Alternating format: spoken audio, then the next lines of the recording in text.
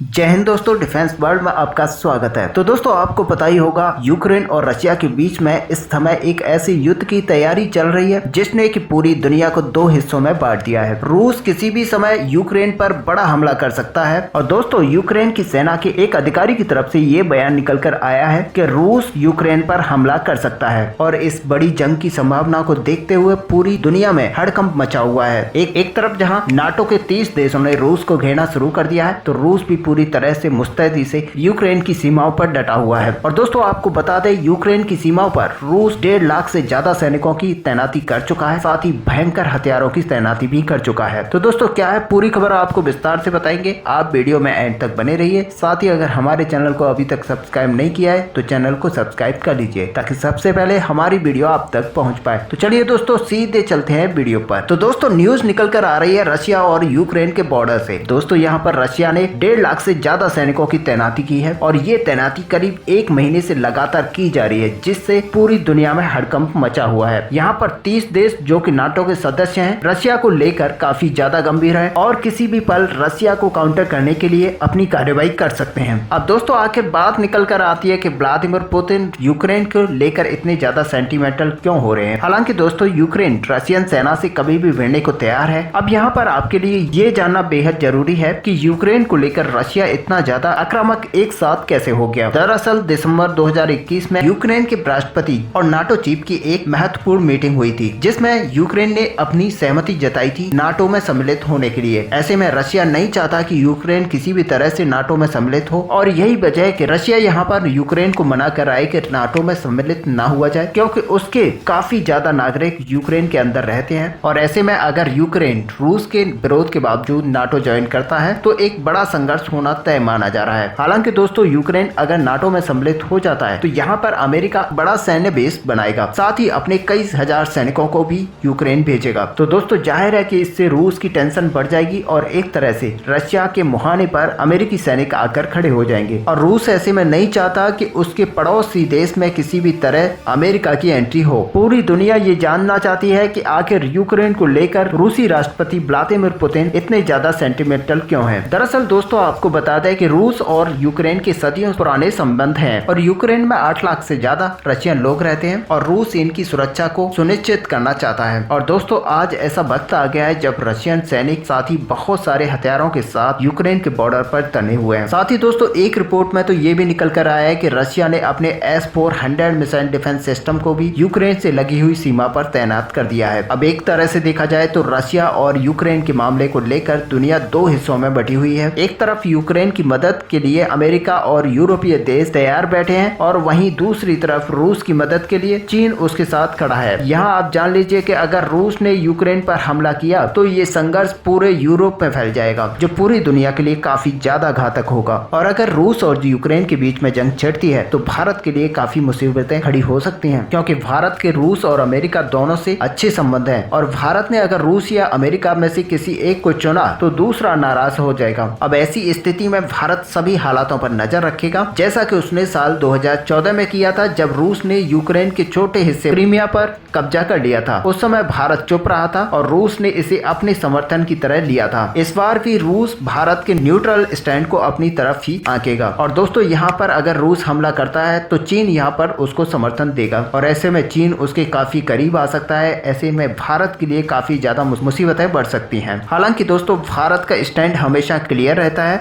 और भारत की जो विदेश नीति है वो बहुत ही बेहतरीन है, इसलिए भारत के लिए यहाँ पर कोई परेशानी नहीं होने वाली है। लेकिन फिर भी आपका क्या व्यू है, आप अपना व्यू कमेंट पर लिखकर बता सकते हैं। साथ ही वीडियो को लाइक और शेयर करना ना भूलें। मिलते हैं नेक्स्ट वीडियो में, तब तक के लिए जय हिंद।